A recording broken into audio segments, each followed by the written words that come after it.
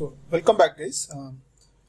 So we have completed the time domain analysis and checking the stability in time domain analysis by Roth-Harris criteria and root-locus techniques. Now we are going to do the frequency response. So what is the frequency in this picture?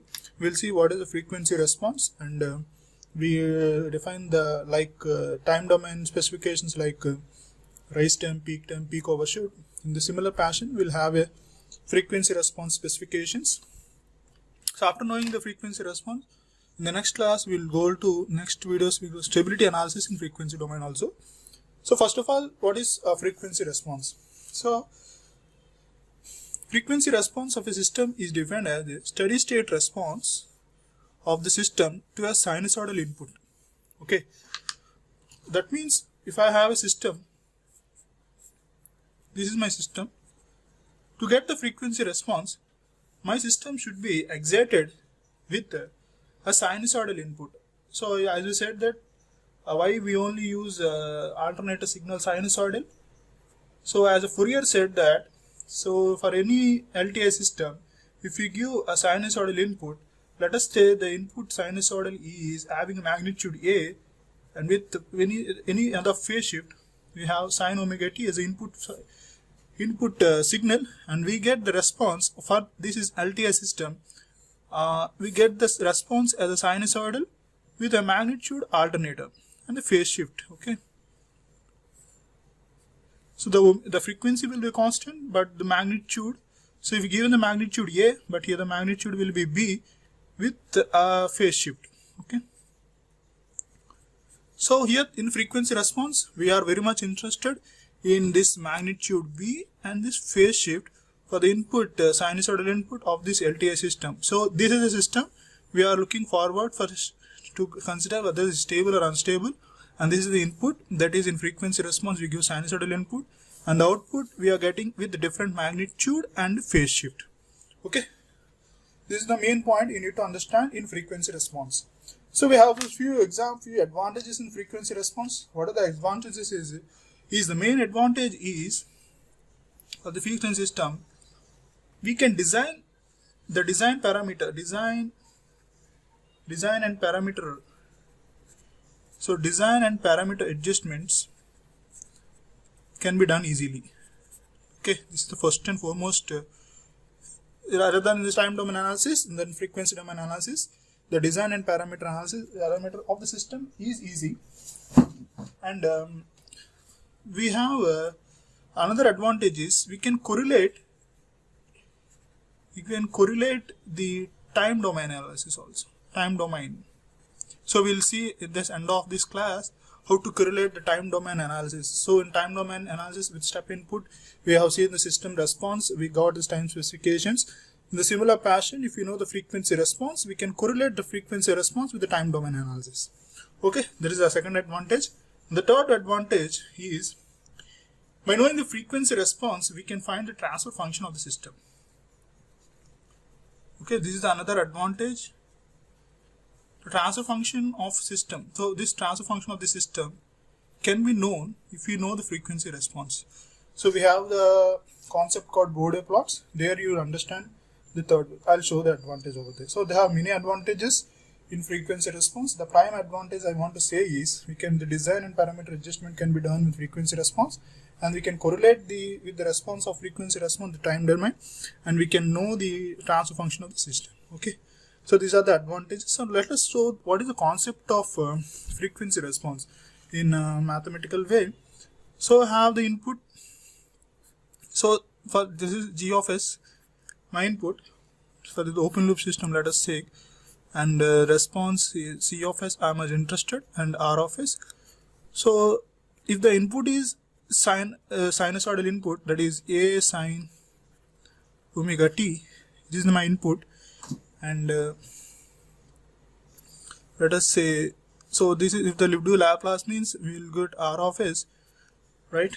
So the system response C of S can be written as G of S into R of S.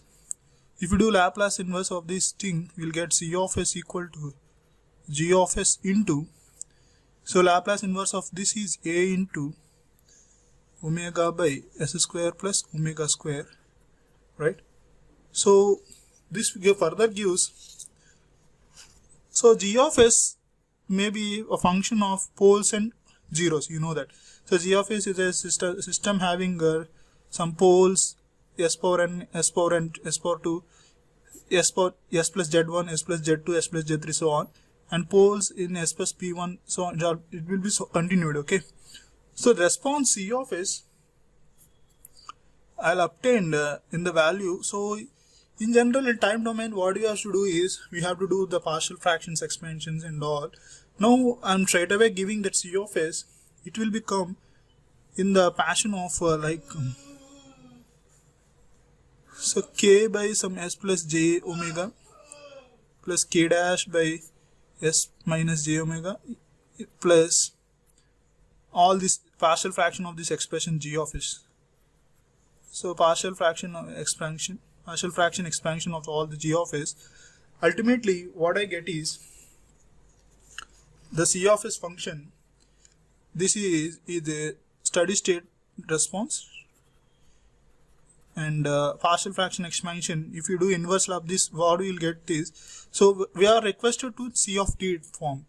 If you do inverse Laplace, we have explained something. I'll explain that. So this is what the partial fraction expansion means. If inverse of this, we'll get some exponential values, some e power minus t plus s into t into e power minus t. If t tends to infinity, this this is called transient response. You know that pretty well. Okay. So this is a transient response you'll get, and this is a steady state response.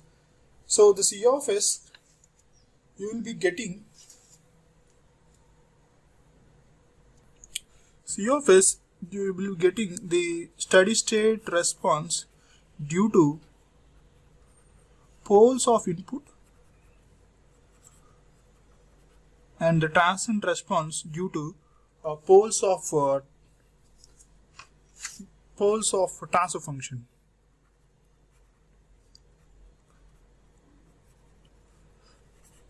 So we in frequency response, we are not mandatory observing all this stuff. The main stuff I am observing is the response. I will draw like this c of t. So some constant magnitude I'll get the response, and sine of omega t plus phi omega. So I need b and omega. So how will I apply the b means,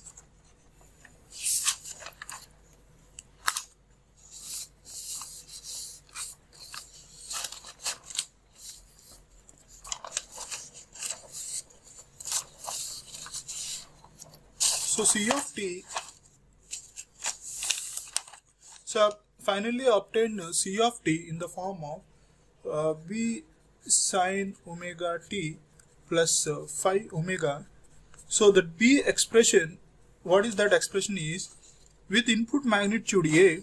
So this is input magnitude a, multiple of input magnitude a into function transfer function g of g, and this phi of omega is obtained is the angle of transfer function g of j omega. So the g of j omega, the transfer function can be, so this g of s can be designated for the open loop system as c of s by r of s. If you have the expression g of s, you will be given, so in general it will be given as angle of c of j omega by angle of r j omega. Okay. So this will be can obtained if you get the transfer function g of s, and angle can be done. Then c of t can be expressed. Repeating again. So c of t is b sine omega t plus phi omega, as already done. So if angle of magnitude a equal to 1, so the b expression will be equal to what? So b equal to some g of j omega mod of magnitude of this by. So g of j omega can be written as c of s by r of s, the magnitude of c of j omega by r of j omega, and the angle is this one. So b is obtained if magnitude a is 1, so input magnitude of sinusoidal 1 is magnitude 1, so it can be written like this. So let us do that open loop transfer function. So a first order system. So as we know that this is the first order system. So one thing I need to mention here is in time domain analysis for first order system, what is the expression I got? It is overdamping. So there is no exponentially increased the system I got. So just to remember that. So in time domain, we are interested to represent our transfer function g of s as a by s plus a form. Okay, this is a normal representation. So in pole domain formation, but in analysis of in frequency domain, we need to represent in time domain. That means this is in time domain form. Okay, that means we just see that some there is no expression. If you take a is common of here, so then we'll got 1 plus s by a. Okay, so here a by a 1 plus s by a.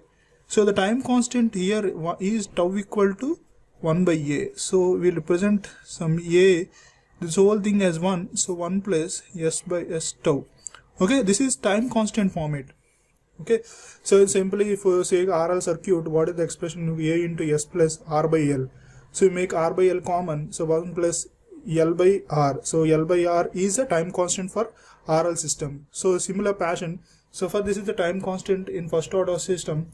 So for it, I want to get the response u of t. So what I'll do is, so ultimately I need the magnitude. So simply after getting the transfer function, so substitute s equal to j omega.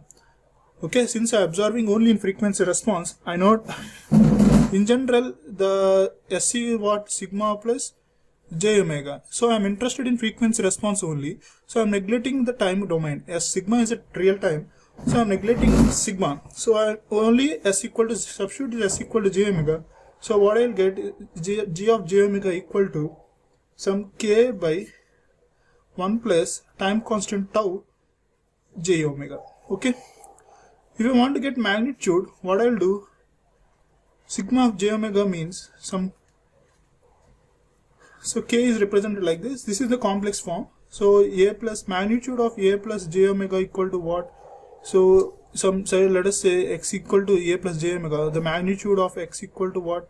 Root of a square plus b square. Okay. The angle of x equal to what? Tan inverse of p by a. So this is actually a complex number. So g of j omega. This is a transfer function. We made s equal to j omega and making g of s as unclad a complex number. So for this complex number, if I turn to magnitude, what I'll get? 1 plus, so j omega t omega. So what I'll get is omega square t square. Okay. So what if for angle means what I'll do? So angle j omega g is equal to what? For this numerator, so it generally can be represented as k plus j omega. So tan inverse of omega 0 is 0. So that is 0. So minus of this numerator. So tan inverse of numerator is imaginary part is omega tau and denominator part is a. So that is b by a. So b is tau omega and this is remain. So final expression c of t, what I said is, so magnitude of g omega b. So magnitude of g of j omega into sine of omega t plus phi. So phi is this one. So ultimately I represent the expression as c of t equal to mod of j omega equal to what? So input is, I get, so input is, let us say a. I'm having input and mod of j omega equal to what? For this is input, let us say this is a sine omega t. I'm not replacing the a equal to 1. So a by k into root over 1 plus omega square t square sine of omega t. Phi angle is minus tan inverse. So this is a spiral expression of this thing. Okay, c of t. So what I did actually is steady state response value. So for the transfer function, I just kept only s equal to j omega and kept get the magnitude and phase. So in frequency response, we are just interested to do the magnitude value and phase response. By knowing this, the main thing what we'll do is, we will vary the response omega. So what is the function? This is mod function I'm having in the form of omega, and if angle also in the form of omega. So the main tool in frequency response is we will vary the omega value and predict the magnitudes.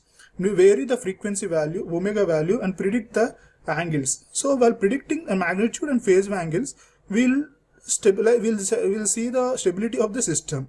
Okay, that is the main thing you need to understand. Similarly, for the second order system, this is about open loop system. Okay, so for open loop system, we just did that. Now, what are the closed loop system? How will we signify that? See, generally open loop, closed loop response is if we do the minor loop analysis, what are the things we will obtain? G of s by 1 plus G of s into H of s. Again, we will got one transfer function. So for this, for system response, what I'll do is simply s equal to j omega you substitute. So m of j omega will get. So that is g of j omega. G of j omega and h of j omega, right? For the angle means what I'll do, of j omega equal to some angle of g of j omega minus of angle of 1 plus g of j omega and h of j omega, and the final expression c of t I'll obtain in the form of magnitude m of j omega and sine of omega t plus angle of m of j omega. Okay, so we'll understand furthermore thing. So let us move to, this is the expression in so whatever system, ultimately what is it for open loop system, we just for closed loop system we just integrated all these things and we get this expression. So in like time domain analysis, we have time specifications. In our frequency also we will have frequency specifications. Let us see what is the frequency domain specifications. So to understand, to do that, in time domain I just took the second order function. In similar fashion, I just took g of s is a second order function. This after doing all closed loop analysis, I obtained the standard second order function. So this is the standard second order function where we have zeta and omega n for the system. Zeta is called damping factor and omega n called frequency response, natural frequency response, natural frequency. Okay, we'll do that. So in frequency response, what we'll do is just we put s equal to j omega. I just kept s equal to j omega. After this, I obtained omega n square, some j omega square plus 2 zeta omega n. This is also you know. So what we are doing is, in response, we vary omega. So to do this, to find the time domain specifications, we have to vary something. That is omega. We have to vary. Okay, by varying omega, we'll get some responses.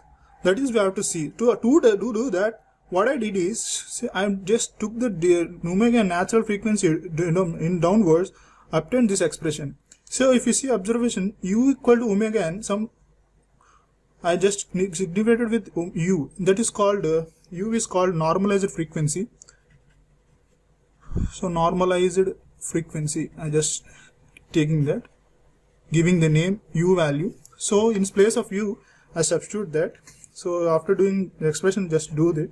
So in place of u by omega n, I substitute u here. Okay, so j square is minus 1. So after doing all this expression, I got this expression. So after this, what we'll do is magnitude. So mod of j omega means 1 by, this is actually a plus b jb form. So this is a and this is b. So doing that a square plus b square form, I got this, and the angle is, that is phi of m of j omega is, so numerator I'm not having any complex number, only denominator I'm having complex number. So minus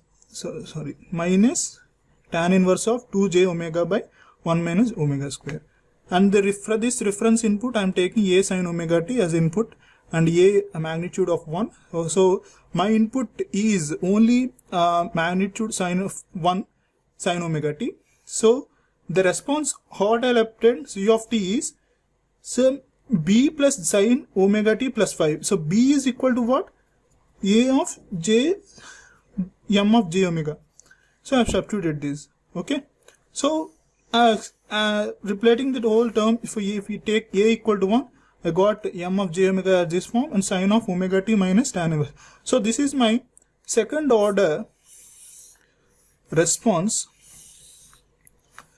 Second order response. This is my second order response. The previous one is a first order response. This is the first order response and this is the second order response. But now the thing is, we have to find the time domain analysis, time domain specification, time domain specifications. So for that we have what u equal to, the tool is u equal to omega n. So we have to vary omega. Okay. So if you vary u also, significantly we vary omega. Let us take case 1. In that case 1, if u equal to 0, that means omega equal to 0, that is, there is no input frequency. There is no input frequency means, if this term getting 0, that is magnitude value, you have to observe the magnitude value. What happens to the magnitude value? Let us say the magnitude value I am taking as m. So mod m is m. So if you make u equal to 0, if you substitute u equal to 0, the value of this is what? The magnitude value I'll get as 1. So if you substitute 0, this term is 0 and u also 0, so 1 by root of 1. So magnitude is 1. Okay. And the phi angle, what is that phi angle I'll get? If you make this equal to 0, the angle of tan inverse of 0 is 0. Okay. Similarly, if you make u equal to 1, let us say we make u equal to 1, that is omega equal to 1 by some natural frequency. So here, what is the magnitude I'll obtain? So if you substitute equal to 1, this term equal to 0, and this term, so 1 by root of, so let us draw it, m equal to, what I'll obtain is, so this term equal to 0, so 0 plus 2 zeta u equal to 1 whole square, so this get cancelled, so 1 by 2 zeta, okay, the magnitude I'll get, and the angle phi equal to, so tan inverse of infinite we'll get. If we make this 1 means tan inverse of minus infinite, so angle I'll get minus tan inverse is minus pi by 2. Okay. And what if, so if u is 1 means you are increasing the omega value. Increasing the omega value, this generally constant value. The natural frequency is constant value. So u is increasing. So we'll increase 1, 2, 3, and we'll see. What if u equal to infinite? That means magnitude value, if you keep u equal to infinite, the magnitude value I obtained is 0 and the phi angle is value. So what is the magnitude value if a tan inverse of infinite is again minus pi. Okay. So I'll have if u equal to infinite, the magnitude of tan inverse of infinite by infinite, so I'll get minus pi value. Okay. Now in between 0 to significant increasing, I must interested to something do, that is, this is an interesting concept. Now I'm ready to explain. Okay, so just let us draw the significantly the obtain that magnitude value. So this is a magnitude value at so that is omega. Let us say this is I'm varying the omega and the frequency from omega u equal to 0 and omega equal to 0 magnitude I'm got something 1. So if u equal to increasing, it will see something expression like this and will get settled down. So for u equal to infinite, so it is at u equal to infinite, what is the value of m? It is 0. The magnitude is getting 0. So I'm not interested in now finding phi's angle. I'm interested in magnitude value. Now somewhere at this point, it is getting 0. What is that? So in general, the time domain specifications, we have something called resonant peak. The point at which resonant peak we get, it is called resonant frequency. So, and the magnitude at which it is getting stepping down to a value of 1 by root 2 of maximum value, that is called 0.707. So this is called cutoff frequency omega c, and from 0 to the cutoff frequency, it is said to be bandwidth omega b. So these are all called what means time domain specifications. I'm repeating again what are the time domain specifications are. So MR is a resonance peak. MR is resonant peak. Resonant peak, and the resonant peak at which the frequency obtained is called at resonant frequency. So omega r is a resonance frequency. So we will increase the omega value something the point at the magnitude of 1 by root 2. Okay, 1 by root 2 of the maximum value, initial value, that is called cutoff frequency, omega c, cutoff frequency. And from 0 to that frequency, the value is called bandwidth. Okay, that is bandwidth. Okay, so and we'll have a couple of things. So let us find the resonant peak value expressions and resonant frequency expression and bandwidth expressions, etc. Now let us see. So to do that, we have what? To find the expressions in omega r, omega n. So we have the magnitude value omega m equal to, so mod value is, so say the small derivation I am doing, 1 minus u square omega square plus 2 zeta u o square. Okay, this is the magnitude expression I am having. So this magnitude is varying with respect to u. So we just find the u value. If u equal to 0, the magnitude is 1. If u equal to infinite, the magnitude is infinite. If u equal to 1, I got in the form of 1 by 2 zeta. So the expression of omega r also in the form of zeta value. So we'll find that. So here what is happening? At resonance frequency, this is getting maximum. At maximum, there is no change. So with respect to what? There is no change with respect to varying omega. That is with respect to varying, what is u? U is in the form of omega, right? So my interest is finding what is, so differentiation of this magnitude expression with respect to u. Okay, if we make it equal to 0, we'll get the expression of maximum value, expression of omega value. This value will give an expression of omega value at which we are getting resonant frequency. Okay, resonant peak. So how we'll find this? So in general, this is in the form of u by v form. So derivation of this thing is what we have from childhood. We are doing derivation of this u into v dash minus u into v dash by v square. So we'll show you that. So differentiation of v, so if v into differentiation of 1 is 0, no need to represent, and minus of u is what, 1 here. So we have to differentiate this term. So this term we want to differentiate the d by, so let us say d by, so u into, so this expression can be u whole square plus 2 zeta u whole square, whole of root can be represented like this 1 by 2. Okay, so this is, so differentiation expression. So this is after differentiation, this is actually we'll go to that partial concept called partial differentiation. In this is differentiation is u, so this is x term, so 1 by 2, so differentiation of this is 1 by 2, so 1 minus u whole square plus 2 zeta u whole square. So 1 by 2 minus 1 is, so minus 3 by 2. Okay, and again we have to differentiate this term.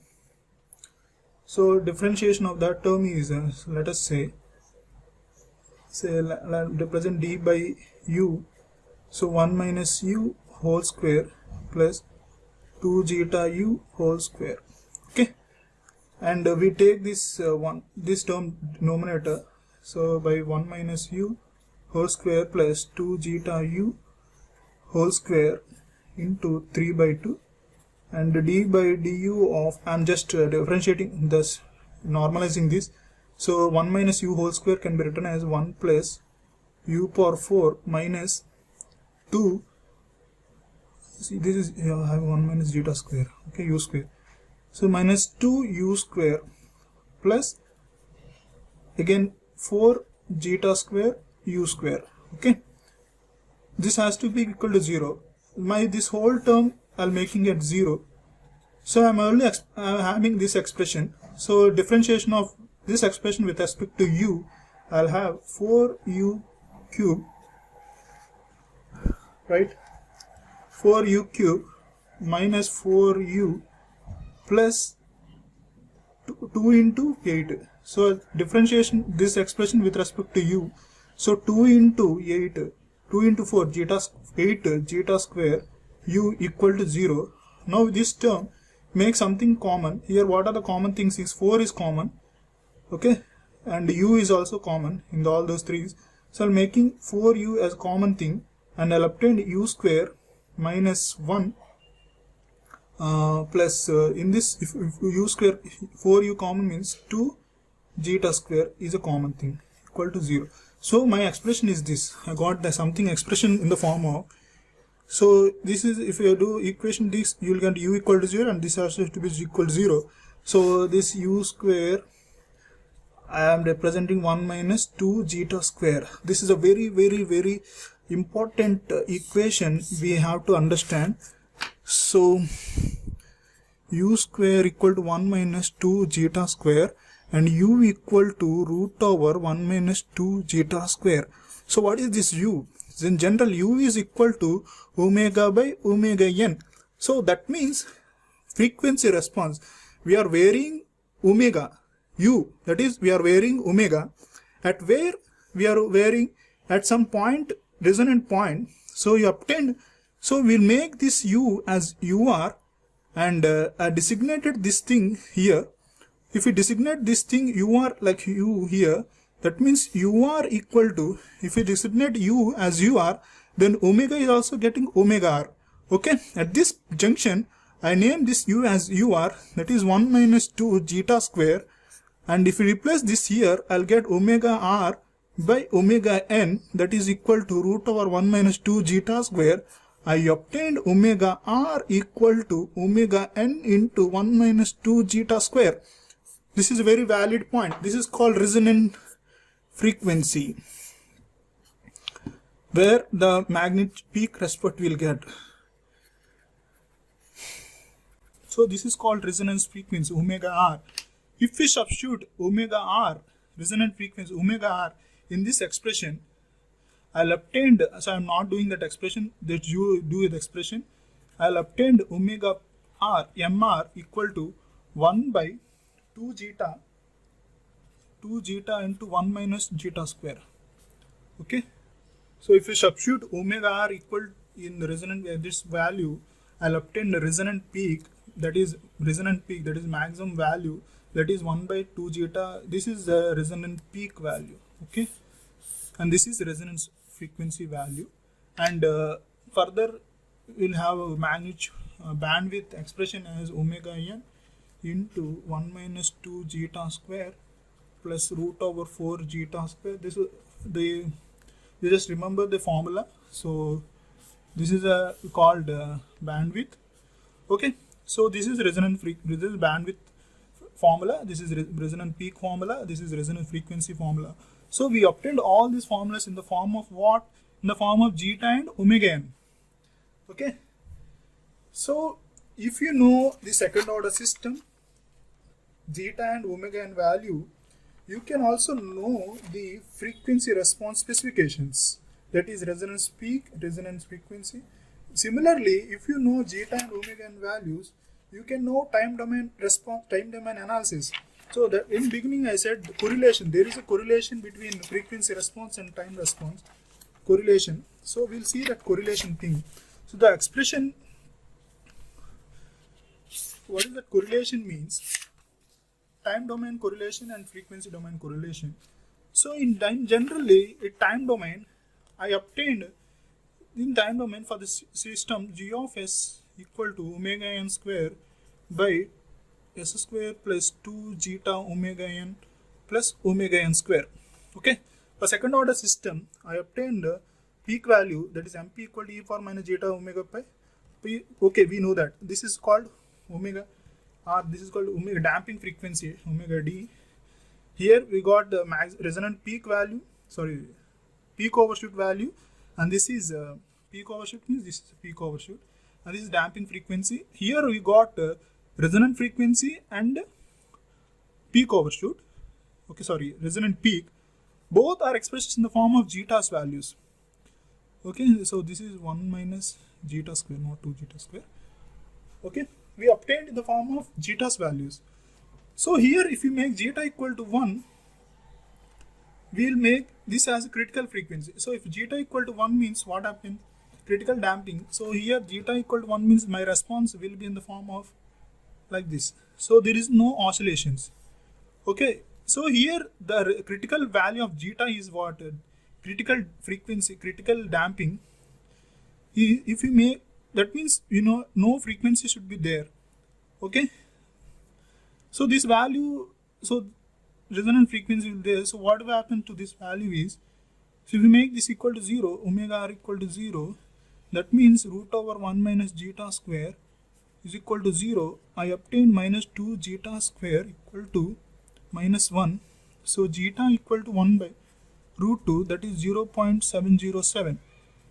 So in resonance, in frequency response, from 0 to zeta equal to 0.707, I will have the responses in peak overshoot expressions and all things will happen. If zeta is less than, here what is, if zeta is less than 1, I will have all these oscillations and all. If zeta equal to 1, at critical depend equal to 1 will have no oscillations. So straight away it is overdamped. If zeta is equal to greater than 1, it is completely overdamped system.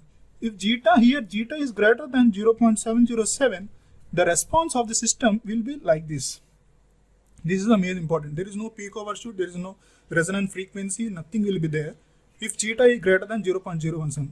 So in my frequency response, what is the main thing you need to understand? I need to keep my system between zeta equal to 0 to 0.707. Okay, in precisely, if zeta equal to 0, what happening here? If zeta equal to 0, what happening means,